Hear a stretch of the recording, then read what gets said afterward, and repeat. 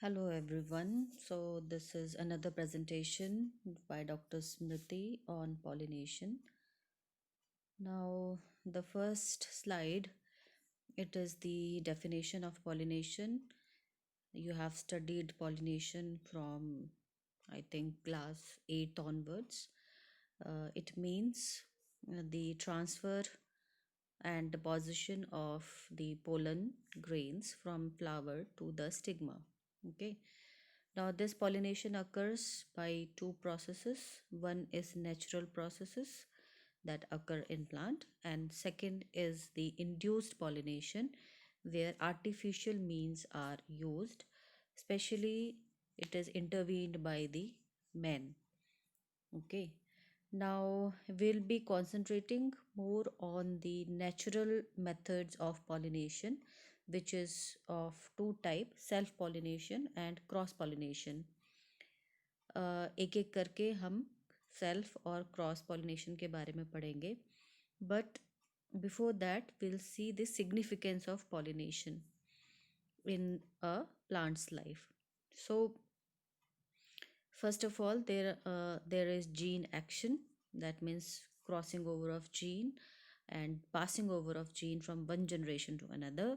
Second, genetic constitution, यानी कि cross pollination के दौरान जेनेटिक कॉन्स्टिट्यूशन में क्रॉसिंग होती है और प्लांट्स जो है अच्छे कैरेक्टर लेकर के आगे बढ़ता है।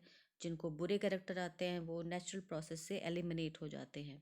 Then adaptability, again cross pollination is more responsible for that, क्योंकि अगर अच्छे जीन्स आते हैं तो प्लांट सिचुएशन के अकॉर्डिंग ज़्यादा अडेप्ट होता है। देन जेनेटिक प्योरिटी, इसमें ज़्यादातर सेल्फ पॉलिनेशन काम में आता है कि अगर सेल्फ पॉलिनेट होता है तो जीन्स ऑफ इंटरेस्ट जो होते हैं वो बने रहते हैं एक प्लांट में। देन ट्रांसफ़र ऑफ जीन तो है ही है। Then this is just a picture to depict कि क्रॉस पॉलिनेशन क्या होता है और सेल्फ पॉलिनेशन क्या होता है। सो यहाँ पे सेल्फ पॉलिनेशन के दो चीज़ें दी हुई हैं। एक है ऑटोगैमी और दूसरा है जिटोनोगैमी। नाउ ऑटोगैमी का मतलब होता है अगर एक ही फ्लावर के एंथर्स और ओव्यूल में फर्टिलाइजेशन होती है, दैट इज ऑटोगैमी।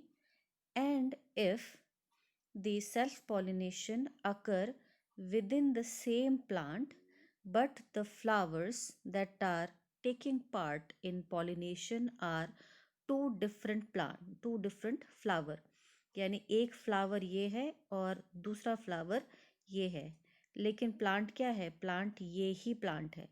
सो अगर इस फ्लावर से पोलन इस फ्लावर नंबर 2 में जा रहे हैं लेकिन एक ही प्लांट का है, at that time it is a type of self pollination, but इसका नाम है जिटेनोगैमी। ठीक है। सो दूसरा हम देख रहे हैं क्रॉस पॉलिनेशन। क्रॉस पॉलिनेशन में क्या होता है कि प्लांट 1 से प्लांट 2 में जब पोलन जाता है या पोलन आता है 2 से 1 या 1 से 2 में, तब हम इसको क्रॉस पॉलिनेशन बोलते हैं। The species you can see they are similar species, but there are two plants that are involve, so that is cross pollination. Okay. So next हम बढ़ते हैं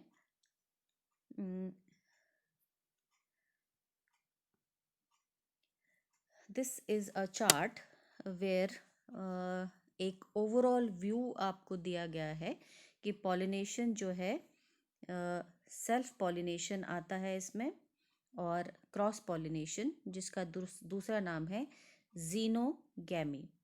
नाउ सेल्फ पॉलिनेशन मैंने आपको भी बताया, it is autogamy, that means within the same flower, और geitonogamy that means different flower of the same plant. ये आपको सेल्फ पॉलिनेशन में आ गया। फिर क्रॉस पॉलिनेशन में अगर हम चलते हैं तो क्रॉस पॉलिनेशन में there are different factors which are responsible of cross pollination, क्योंकि एक प्लांट से दूसरे प्लांट में पोलन ग्रेन को ले जाने के लिए there should be some agencies, कोई मीडिएटर होना चाहिए। तो वो जो मीडिएटर है that can be abiotic or it can be biotic. You should know the meaning of abiotic means which are non-living and biotic means which are living. So abiotic में अगर हम देखें तो we have to study the wind pollination and the water pollination. Wind pollination is also called as the anemophily and water pollination is called as the hydrophily. Now biotic factors में there are different ways and factors which are responsible, that means they should be living. तो सबसे common method जो होता है it is entomophily, that means by the insects. और second होता है chiropterophily, that is by the bat. Then third है ornithophily, that is the birds. फिर है आपका malacophily, that is by snail. And इसके आगे एक और फैक्टर है, उसको हम सीधा जूफिली का नाम देते हैं. ठीक है, जूफिली, उसके अंदर बिगर एनिमल्स भी some time they are responsible for the transfer of pollen grain from one plant to the another plant. So we'll start with self pollination. Now self pollination, as I have told you earlier, it involves the transfer of pollen grain from the stigma of the same flower, that is the autogamy, to another flower, that or another flower of the same plant, है ना. So geitonogamy. So these are the two methods. Now these are certain plants which are responsible for the self pollination. P plant जो है, P plant में दोनों तरह के हमको मिलते हैं. एक क्लिस्टोगैमस भी मिलते हैं, ग्राउंडनट में तो क्लिस्टोगैमस ही मिलते हैं, यानी बंद होते हैं फ्लावर, है ना. सो इसके अंदर भी जो है सेल्फ पोलिनेशन होती है. ठीक है, so these are certain example. Then there are certain floral adaptation in the plant. Okay, floral adaptation in the plant where we can see there are different methods by which the self pollination is facilitated. So पहला है homogamy. Homogamy का मतलब क्या होता है कि जो sex organs हैं वो एक ही टाइम पे, सेम टाइम पे क्या करती हैं, मैच्योर होती हैं. इसका एग्जाम्पल है आपका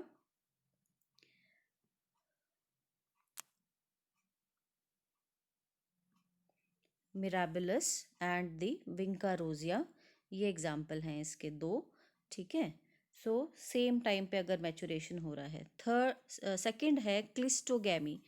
क्लिस्टोगैमी का मतलब होता है कि फ्लावर जो होते हैं they do not open at the time of fertilization. ये आपको कई बार फिलप्स में आ जाता है. ठीक है, तो इसका एग्जाम्पल है वायोला ओडोरेटा, जिसको बनक्षा भी बोलते हैं हम लोग, और दूसरा है बैल्सामिना, है ना, जिसको यहाँ पे हम लोग कॉमन भाषा में ड्यून्ड बोला जाता है या मेहंदी बोला जाता है. So these flower they show the cleistogamous flower, that means they do not open at the time of fertilization, और वो आपस में ही फर्टिलाइजेशन जो है वो उनका हो जाता है. ठीक है, सो होमोगैमी मतलब एक टाइम पे मैच्योर होता है, क्लिस्टोगैमी में फ्लावर ही ओपन नहीं होते हैं. तो क्या हो जाता है, ये दो तरह की फैसिलिटेशन हो जाती है फ्लावर सेल्फ पॉलिनेशन के लिए. अब एक और थर्ड टाइप है जिसको हम बोलते हैं बड पॉलिनेशन. सो बड पॉलिनेशन में क्या होता है, इसके अंदर होता है कि जो बड होता है इसी के अंदर, है ना, इसी के अंदर जो है before the bud at the stage of before anthesis. ठीक है, एंथेसिस का मतलब होता है कि जो एंथर होते हैं वो अभी खुले नहीं होते हैं. तो यहाँ पे क्या होता है कि पॉलिनेशन जो है वो अंदर ही हो जाती है और बाहर जो होता है इफेक्ट नहीं हो पाता. इन अंदर ही पहले पॉलिनेशन होती है, बाहर की ज़रूरत नहीं पड़ती है ना. तो ऐसे के एग्जाम्पल है आपका पी प्लांट, राइट. सो फिर हम नेक्स्ट में देखते हैं. नेक्स्ट जो है आपका ये आता है एडवांटेजेस और डिसएडवांटेजेस क्या हैं इसकी. नाउ ये एग्ज़ाम में कई बार आपको आता है इस तरह का क्वेश्चन ठीक है, तो ये आपने हमेशा ध्यान में रखना है कि एडवांटेज सेल्फ पॉलिनेशन की क्या है, इसकी क्या है डिसएडवांटेजेस, और क्रॉस की क्या है ना। कई बार क्रॉस और सेल्फ में वो आ जाता है, डिफ्रेंशिएट करने को आता है। सो एडवांटेजेस पहले देख लेते हैं कि जो पेरेंटल कैरेक्टर है एक प्लांट का, ठीक है, पहले से जो प्रेजेंट है वो प्रिजर्व रहता है, ठीक है, हमेशा के लिए इनडेफिनेटली प्रिजर्व रहता है। फिर उसके बाद सेकंड क्या देखते हैं हम, second the flower need not be large, बड़ा होने की ज़रूरत ही नहीं है उसको, शोई होने की ज़रूरत ही नहीं है उसको, फ्रेग्रेंट होने की ज़रूरत ही नहीं है उसको, नेक्टर प्रोड्यूस करने की ज़रूरत नहीं है, ठीक है। तो प्लांट की बहुत सारी एनर्जी, टाइम और न्यूट्रेंट जो है वो क्या होता है, वो बच जाता है, सेव हो जाता है ना। तो ये एडवांटेजेस हैं सेल्फ पॉलिनेशन की। अब हम अगर डिसएडवांटेजेस देखें तो इससे क्या होता है कि अगर सेल्फ पॉलिनेशन कंटिन्यूड रहती है तो इससे क्या होता है कि जो ऑफस्प्रिंग्स होते हैं वो वीक हो जाते हैं जेनेटिकली, क्योंकि एक ही जीन चला होता है, कोई क्रॉसिंग ओवर नहीं होती है। तो अच्छे जीन्स या better genes according to environment आने के चांसेस जो हैं वो नेग्लिजिबल हो जाते हैं, इसीलिए ऑफस्प्रिंग जो होता है in due course of time weak होने लगता है, ठीक है। और सीड प्रोडक्शन की क्वालिटी भी जो होती है वो पुअर हो जाती है, और जो कैरेक्टर्स होते हैं, जो जो कई डिफेक्टिव कैरेक्टर्स होते हैं वो एलिमिनेट जो होते हैं वो नहीं हो पाते हैं, ठीक है। सो this is the advantage and disadvantage of the self pollination. Okay, फिर नेक्स्ट जो आते हैं हम टॉपिक पे वो है cross pollination. So cross pollination आपको डेफिनेशन मैंने आपको बता दी है, उसका दूसरा नाम जो है क्रॉस पॉलिनेशन का, it is called as the allogamy. Okay, allogamy और क्रॉस पॉलिनेशन, इसको कई बार जीनोगैमी भी बोला जाता है, ठीक है। जीनोगामी क्यों बोलते हैं, क्योंकि flower of different genetic constitution जब आपस में क्रॉस होते हैं तब उसको हम जीनोगैमी बोलते हैं, ठीक है। और एग्जाम्पल इसके अंदर sunflower, date palm, maize. Okay, now again जैसे हमने सेल्फ पॉलिनेशन में देखा कि there are certain adaptation by the plants कि वो सेल्फ पॉलिनेशन को फैसिलिटेट कर सके, लाइकवाइज क्रॉस पॉलिनेशन में भी देर आर सर्टेन एडेप्टेशन। तो अगेन ये अडेप्टेशन आपको शॉर्ट फॉर्म के उसमें आ सकती है या फिलअप्स के फॉर्म में आ सकती है, ठीक है। सो पहले हम देखते हैं डाईक्लाइनी। डाईक्लाइनी का मतलब क्या होता है, इसका मतलब है कि प्लांट जो है एक ही तरह का फ्लावर जो है वो बनाता है, आइदर वो मेल फ्लावर बनाता है और आइदर वो फीमेल फ्लावर बनाता है, यानी कि दो अलग अलग प्लांट अलग अलग होते हैं, मेल प्लांट अलग होता है और फीमेल प्लांट अलग होता है। और इसका एग्जाम्पल है पपाया, है ना, पपीता जिसको बोलते हैं, और एक मलबेरी यानी शहतूत, ठीक है। सो ये दो बहुत अच्छे एग्जाम्पल्स हैं आपके डाइक्लिनी के, डाइक्लाइनी के लिए। फिर नेक्स्ट एडेप्टेशन जो प्लांट ने की है इसको हम बोलते हैं डाइकोगैमी, ठीक है। क्या बोलते हैं इसको, dichogamy. Now this dichogamy refers to the maturation of sex organs at different time periods, ठीक है, अलग अलग टाइम पे मेच्योर होती हैं।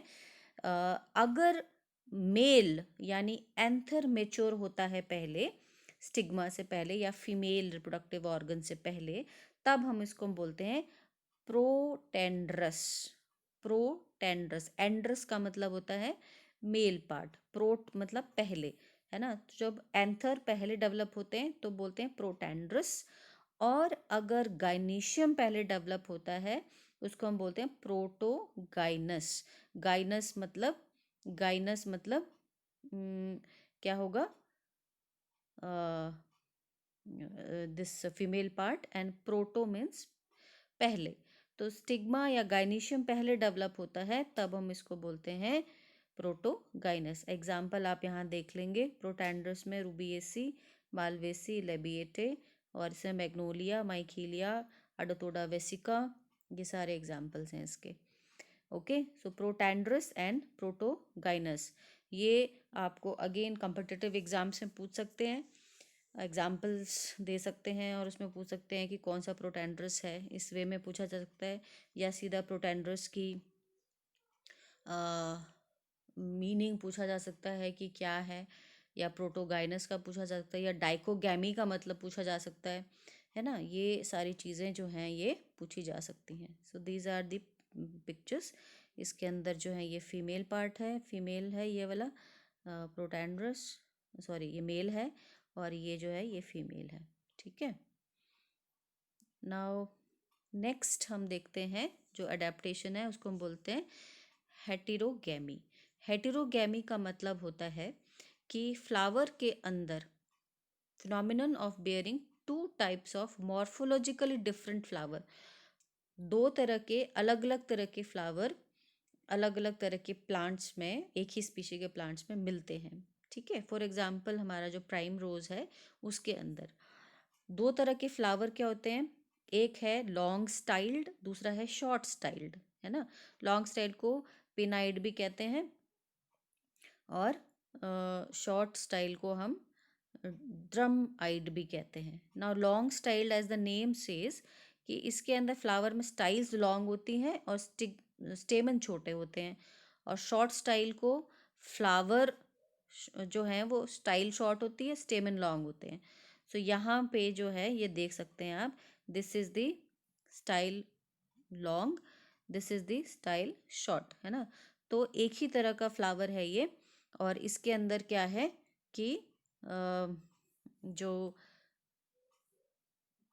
चीज़ें हैं वो डिफरेंट हो जाती हैं। ठीक है, नाउ अब नेक्स्ट जो हमारा आता है जिसको हम बोलते हैं हर्कोगैमी। हर्कोगैमी के अंदर क्या है, देर आर सर्टेन फ्लावर्स, इनके अंदर क्या है मॉर्फोलॉजिकल बैरियर डेवलप किया जाता है, so that self pollination is impossible. अगर प्लांट करना भी चाहे तब भी पॉसिबल नहीं है, ऐसे स्पेशल स्ट्रक्चर्स जो हैं वो डेवलप किए जाते हैं। सो कैलोट्रोपिक्स एक बहुत अच्छा एग्जाम्पल है।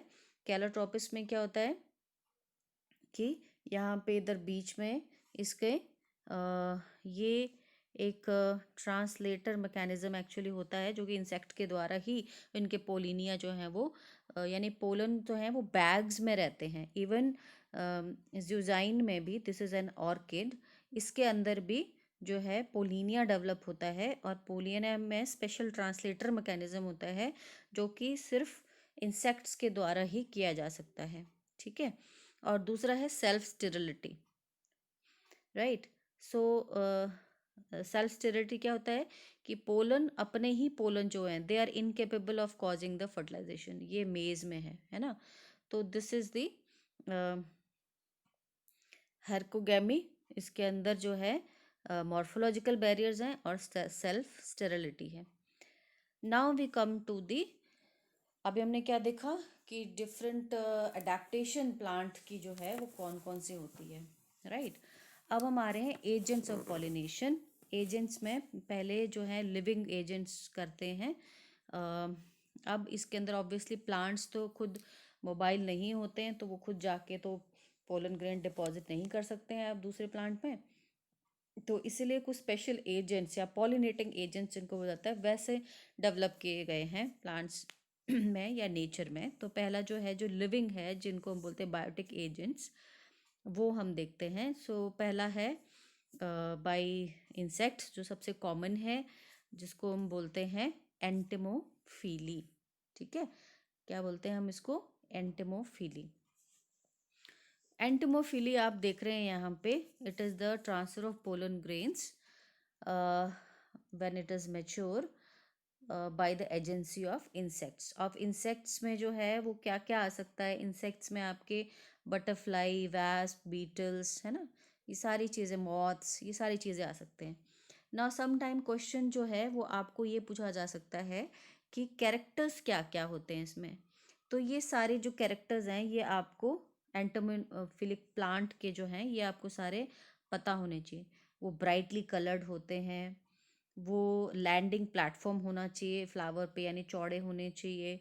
दूसरा पोलन ग्रेन्स जो हैं स्पाइनी होने चाहिए, हैवी होने चाहिए, कई बार स्टिकी भी होने चाहिए, है ना, या पोलन किट डेवलप होनी चाहिए ताकि वो इंसेक्ट पे स्टिक हो सके। फिर जो स्टिग्मा होता है वो क्या है, often they should be sticky, है ना, और उसमें इंसर्ट किया जा सकता है जो इंसेक्ट का प्रोबॉसिस होता है ना। फिर उसके बाद जो है कई बार फ्लावर जो होता है वो सेफ प्लेस होता है फॉर द इंसेक्ट टू ले इट्स एग। यूका में है स्पेशल स्ट्रक्चर होता है ये। हम स्पेशल टाइप ऑफ पॉलिनेशन में 3 या 4 हैं, आपको वो करेंगे आगे हम, है ना, वो नेक्स्ट लेक्चर में करवाऊंगी। अच्छा, फिर नेक्स्ट जो हमारा आता है ये हमने कुछ जस्ट टू शो इंसेक्ट्स के कुछ एग्जाम्पल दिए हैं आपको। दिस इज़ दी बी, है ना, ये बी है यहाँ पे जो पोलन, इनके हाइंड लेग्स में जो है पोलन किट होती है, इसमें पोलन बास्केट होती है, सॉरी। तो पोलन बास्केट में ये पोलन जो है वो कैरी करके जाती है, अपने लिए भी यूज़ करते हैं ये पोलन और यहाँ पे फर्टिलाइजेशन के लिए भी करते हैं। यहाँ पे भी एक छोटा सा इंसेक्ट है, this is the butterfly beetle, then moth, है ना। सो ये सारे जो हैं ये हेल्प करते हैं for the transfer of pollen grains. Then next है ऑर्निथोफिली। ऑर्निथोफिली जो है इसके अंदर क्या है, बर्ड्स, बर्ड्स जो हैं वो करते हैं पॉलिनेशन, राइट, बर्ड्स करते हैं। अब इनके भी कैरेक्टर्स हैं, कुछ कैरेक्टर्स क्या क्या हैं, जो कलरफुल और वो सेंटेड और क्या बोलते हैं जिसको, नेक्टरी जो होता है वो काफ़ी ज़्यादा देखा जाता है एंटमोफिली में। बट मगर उनसे भी ज़्यादा अगर हम देखें तो ये जो बर्ड के द्वारा होता है, क्योंकि बर्ड थोड़ा बड़ा हो जाता है ना, इसको चीज़ें ज़्यादा चाहिए होती हैं। सो वो ज़्यादा ब्राइटली भी कलर्ड होते हैं, उनके पार्ट्स लेदरी होते हैं, और नेक्टर जो होता है वो वाटरी होता है, और उसके एडिबल और दूसरे पार्ट्स भी एडिबल होते हैं, है ना। और सेंट इतनी नहीं होती है जितनी हमारी एंटेमोफिली में होती है, राइट। सो ये चीज़ आपने, कैरेक्टर्स जो हैं ये सारे आपने कर लेने हैं इसमें, ठीक है, ये वाले सारे कैरेक्टर्स की क्या क्या हैं और नितोफिली वाली में। सो नेक्स्ट हम देखते हैं, दीज आर सर्टेन एग्जाम्पल्स जो हमने देखा है। दिस इज़ दी ऑर्किड्स, ये ऑर्किड है, बर्ड्स पैराडाइज, हमिंग बर्ड, सन बर्ड, हनी ईटर्स, है ना। ये कुछ एक एग्जाम्पल्स हैं जो कि आपको ऑर्निथोफिली में हेल्प करते हैं। नाउ नेक्स्ट है कायरेप्टरोफिली। कायरेप्टरोफिली में आपने देखा है कि इसके अंदर ये क्या है, ये आपको बैट दिख रहा है यहाँ पे, है ना। तो ये जो किग्लिया है अफ्रीकाना, किग्लिया अफ्रीकाना, ये प्लांट जो है माइक्रोप्टेरिस प्यूसिलस, ये एक तरह का बैट है जो कि इसकी पॉलिनेशन में हेल्प करता है। और ये पूछा भी गया था अभी आई थिंक एक एंट्रेंस एग्जाम्स में कि किग्लिया अफ्रीकाना जो है किसके द्वारा पॉलिनेट होता है, तो इट इज़ कैरेप्टरोफिली या बैट के द्वारा। फिर है एक और बैट जो है वो एडनसोनिया डिजिटाटा जो है, एडनसोनिया एक काफ़ी प्रिमिटिव प्लांट है, उसमें भी एक बैट जो है वो ज़्यादा करीब ट्रॉपिक में देखे जाते हैं, है ना। तो एडनसोनिया एक प्लांट है। देन ये है काइजीलिया भी बोलते हैं, काइगीलिया भी बोलते हैं। सो इसके अंदर ये जो है बैट पॉलिनेटेड है, राइट। अच्छा, फिर हम आते हैं नेक्स्ट पे।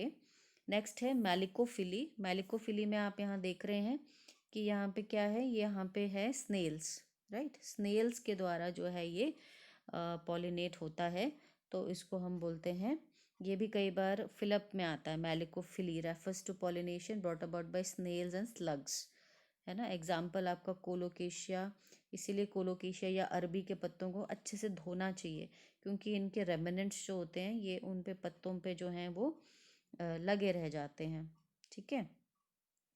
फिर नेक्स्ट आता है मायरी मायरीमिकोफिली, और ये मायरीमिकोफिली भी जो है ये होता है एंट्स के द्वारा, ठीक है। नाउ एंट्स भी ये पॉलिनेशन में हेल्प करती है। एक अलग से इसको इंसेक्ट के उसमें नहीं रखा है, इसको अलग से नाम दिया है ना। You can see here very clearly. तो कुछ एक ऐसे प्लांट्स है जैसे मेलिटोटस ऑफिसिनालिस है, इसके अंदर माइरिमोकोफिली होती है. It is a type of adaptation by the plant itself. Okay. Then next है जूफिली. जूफिली में एक बहुत अच्छा एग्जांपल है हमारा रफलेशिया. सो रफलेशिया जो है, you know, it is the biggest flower. ये आप देख रहे हैं रफलेशिया का प्लांट है. और ये जो होता है किसके द्वारा होता है, ये एलिफेंट्स है ना. इसको कई बार लोफोफिली या एलिफेंटोफिली भी बोला जाता है, स्पेशली रफलेशिया के लिए. और यहाँ पे आपको एक ये छोटी सी लिजर्ड दिख रही होगी, है ना. ये भी एक्सीडेंटली होता है, ये they are not meant for it, but accidentally some time when they jump over so they can do it. So यहाँ पे भी हैं, रोडेंट्स हैं कई सारे जो कि रिस्पॉन्सिबल है. स्क्विरल्स, तो स्क्विरल्स भी हेल्प करती हैं, है ना. स्क्विरल्स तो ज़्यादातर फ्रूट डिस्पर्सल में ज़्यादा हेल्प करती हैं. सो नेक्स्ट जो है वो आता है हमारा एनिमोफिली. एनिमोफिली में जो है एजेंसी क्या आ जाती है, अब हम शुरू कर रहे हैं एबायोटिक फैक्टर, है ना. तो एबायोटिक फैक्टर में हमारा जो है ये आपका एजेंसी क्या है, विंड है. तो ऑब्वियसली विंड के साथ अगर जो पोलन जाते हैं तो उनकी क्या कैरेक्टरिस्टिक्स होनी चाहिए. फ्लावर को कलरफुल होने की ज़रूरत नहीं है, so they are colourless, odourless, nectarless, कोई ज़रूरत नहीं है इसको, क्योंकि हवा को ना कलर से मतलब है, ना सुगंध से मतलब है, ना नेक्टर से मतलब है ना. पर किससे मतलब है, they should be light, they should be small, they should be either winged और डस्ट लाइक, है ना, very dry, non sticky, non wettable, है ना. ये हवा को खासियत होनी चाहिए हवा के द्वारा पॉलिनेट होने के लिए. ठीक है. अगर स्टिग्मा हेरी रहेगा तो भी बहुत अच्छा है, फेदरी होगा तब भी बहुत अच्छा है ना. और पोलन ग्रेन जो होता है वो लार्ज नंबर पे प्रोड्यूस होते हैं और उनका जो साइज़ होता है वो स्मॉल साइज़ होता है. ठीक है. तो ये कुछ कैरेक्टर्स हैं किसके, एनिमोफिली के द्वारा जो हैं ये आपको पता होने चाहिए कि ये कैरेक्टर्स जो हैं सारे के सारे एनिमोफिली के लिए रिस्पॉन्सिबल हैं. ओके. सो नेक्स्ट जो आता है हमारा, ये सर्टेन डायग्राम्स हैं यहाँ पे. Well wind pollinated most of the grasses, these are certain grass pollens, है ना. फेदरी स्टिग्मा, ये सारा कुछ एक एग्जांपल्स दिए हैं. Now there are this is the differentiation between insect pollinated plants and wind pollinated plants. So you have studied the characteristics, बस इसकी कैरेक्टरिस्टिक्स लिख देना कि ये लार्ज ब्राइटली हैं, सेंट होती है ना. फिलामेंट स्ट्रांग होना चाहिए, पोलन स्टिकी होनी चाहिए, देन स्टिग्मा हेरियन स्टिकी होना चाहिए. इसमें उल्टा है ना, स्मॉल साइज होना चाहिए. फिर जो है आपका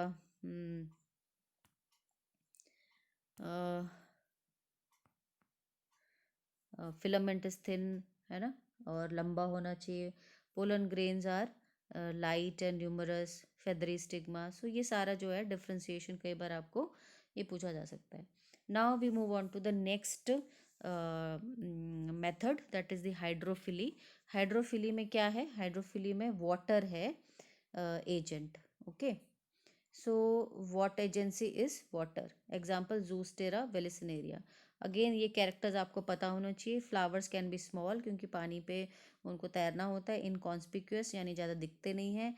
नेक्टर और ओडर की प्रेजेंस की ज़रूरत नहीं है. लाइट होने चाहिए, अनवेटेबल होने चाहिए, तो उन पर म्यूसिलेज कवरिंग होती है. स्टिग्मा लॉन्ग और स्टिकी होना चाहिए बट वेट नहीं होना चाहिए उसको, है ना. तो ये जो है ये किसका है, आपका हाइड्रोफिली का. ओके.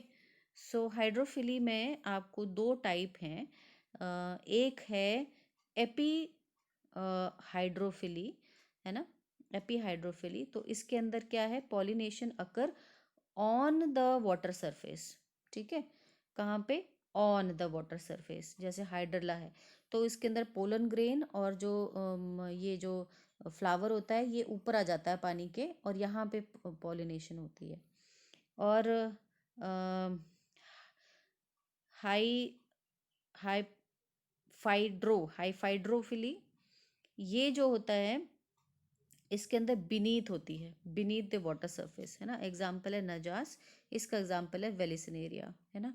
ये तो आपको याद रखने हैं, नजास और इसमें वेलिसनेरिया. राइट. ये होता है ऑन और ये होता है in. Right. In the water, this is on the water surface. तो ये आपने ध्यान रखना है. ये दो टाइप्स के लिए। ओके, देन नेक्स्ट जो है आपका आता है एडवांटेज ऑफ क्रॉस पॉलिनेशन। तो ये मुझे दो स्लाइड्स मिली थी, तो ये दो स्लाइड्स को आप देख सकते हैं कि इसमें पहली जो है वो है क्या है, क्रॉस पॉलिनेशन में क्या है, ऑफस्प्रिंग्स जो होते हैं वो क्या हैं, offsprings are healthier. Okay, then new varieties are produced, और सीड प्रोडक्शन जो help in increase in seed production, क्योंकि क्रॉसिंग होती है और अच्छे सीड्स मिलते हैं आपको।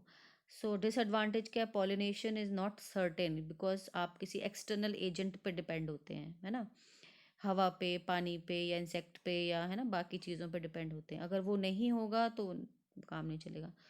तो पोलन लार्ज नंबर में प्रोड्यूस करने पड़ते हैं, है ना, क्योंकि आपको इंश्योर करना पड़ता है कि पॉलिनेशन हो, तो थोड़ा वेस्टेज हो जाती है। एंड अगर डिजीज़ प्लांट इन्वॉल्व हो तो ऑफस्प्रिंग जो होते हैं वो डिजीज हो जाते हैं। तो ये कुछ डिसएडवांटेज हैं।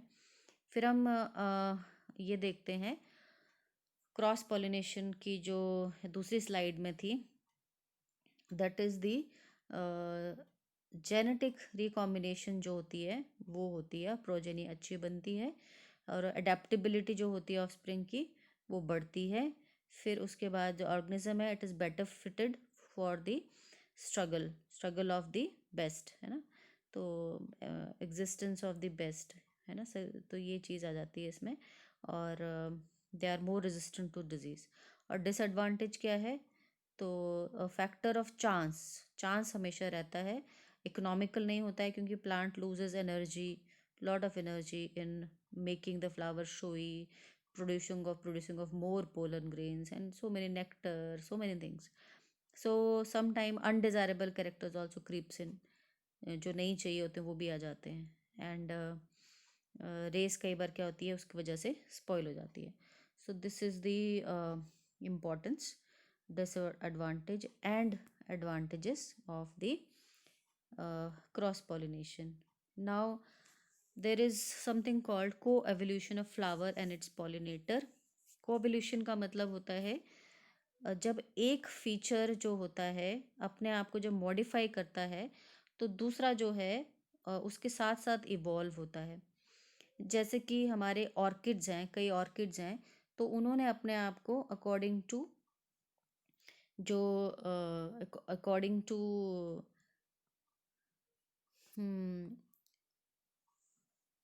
इंसेक्ट अपने आप को मोल्ड किया है। तो वो बिल्कुल एक पर्टिकुलर इंसेक्ट ही होता है जो उसको पॉलिनेट कर पाता है ना, तो इसको हम कोवोल्यूशन बोलते हैं। तो नेक्स्ट लेक्चर है उसमें थोड़ा डिटेल में आपको बताऊंगी कोवोल्यूशन के बारे में, राइट।